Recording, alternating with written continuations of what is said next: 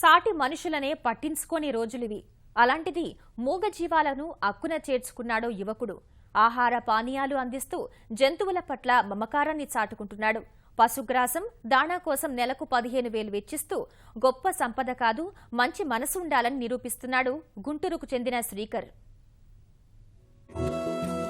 పశువులకు గడ్డి వేస్తూ నీళ్లు పెడుతూ మూగజీవాల సేవలో జీవితాన్ని అందంగా మలుచుకున్నాడు.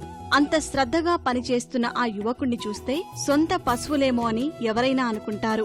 అయితే అతడికి తెలిసిందల్లా కష్టంలో ఉన్న మూగజీవాలకు కాస్త ఆహారం, నీళ్లు పెట్టడం. అవి బాగా తింటుంటే మురిసిపోవడమే దినచర్య.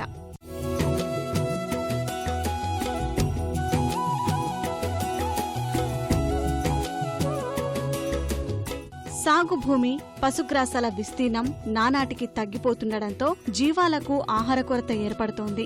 యజమానులు పూర్తి స్థాయిలో ఆహారం సమకూర్చలేకపోవడంతో చాలా పశువులు రోడ్లపై తిరుగుతున్నాయి. పట్టణాల్లో చెత్త కుండీలోని వ్యర్థాలు, ప్లాస్టిక్ సంచులు తింటూ అనారోగ్యానికి గురవుతున్నాయి. కొన్ని చోట్ల కలుషిత నీరు తాగుతూ మృత్యువాత పడుతున్నాయి. ఇలాంటి పరిస్థితుల్లో మూగజీవాలను అక్కున చేర్చుకోవడం మనిషిగా తన ధర్మమని భావించాడి MBA విద్యార్థి.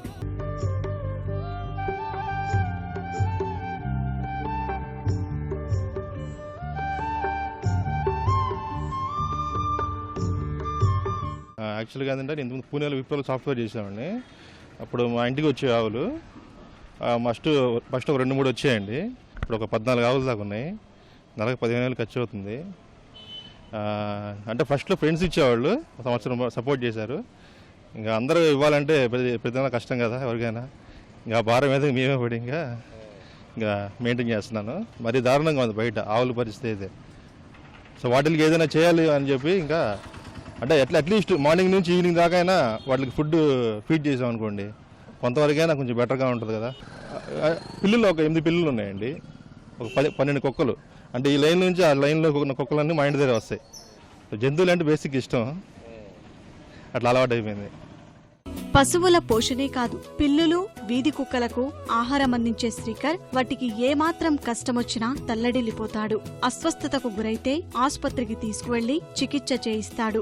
శ్రీకర్ తల్లిదండ్రులు సైతం జంతువుల పట్ల కుమారుడి సేవాభావాన్ని ప్రోత్సహిస్తున్నారు. పశుపోషణ కోసం నెలకు 15,000 వరకు వెచ్చించడం ఆర్థికంగా ఇబ్బంది అయినా కొడుకు ఇష్టాన్ని కాదనలేకపోతున్నారు.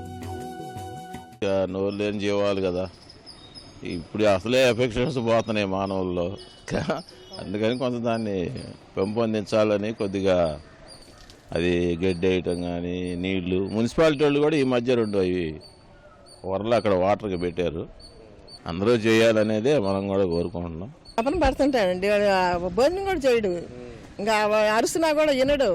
వేస్తుంటాడు, నీళ్లు పెడతాం, అవి పేడ వేస్తుంటే నీట్గా చేసేస్తాడు. మళ్ళీ మేము అరుస్తామని అంటే అవి చూసి పోతా ఉంటే జాలేస్తుంటుంది. తిండి అందరూ ఎవరో ఒకళ్ళు కొంచెం అన్నం పెడతా ఉంటే వాటికి అవి కరవు కూడా పెడతా ఉండదు, ఆకలికే అవి కరిసేది.